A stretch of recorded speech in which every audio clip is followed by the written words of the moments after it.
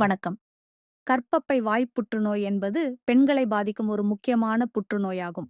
கர்ப்பப்பை வாயில் உள்ள செல்கள் கட்டுப்பாடின்றி வளர்வதால் ஏற்படுவது கர்ப்பப்பை வாய் புற்றுநோய். இந்த புற்றுநோய்க்கு முக்கிய காரணம் மனித பாப்புலோமா வைரஸ், அதாவது HPV.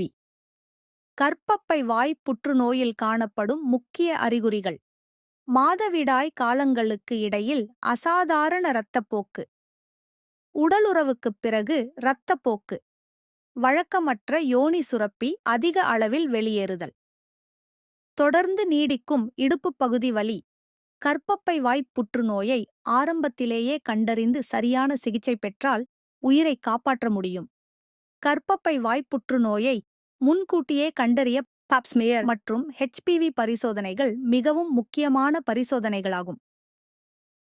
கர்ப்பப்பை வாய் புற்றுநோய் வராமல் தடுப்பதற்கு HPV தடுப்பூசி மிகவும் முக்கிய பங்கு வகிக்கிறது. HPV தடுப்பூசி யார் எடுக்க வேண்டும்? 9 முதல் 14 வயது குழந்தைகள், 26 வயது வரை உள்ள இளம் பெண்கள் எடுத்துக்கொள்ளலாம். கர்ப்பப்பை வாய் புற்றுநோய் பற்றி விழிப்புணர்வு மற்றும் முறையான ஸ்கிரீனிங் மூலம் இது எளிதில் கண்டறியப்பட்டு காலத்தில் சிகிச்சை பெற்றால் பலருக்கும் காப்பு கிடைக்கிறது. நன்றி.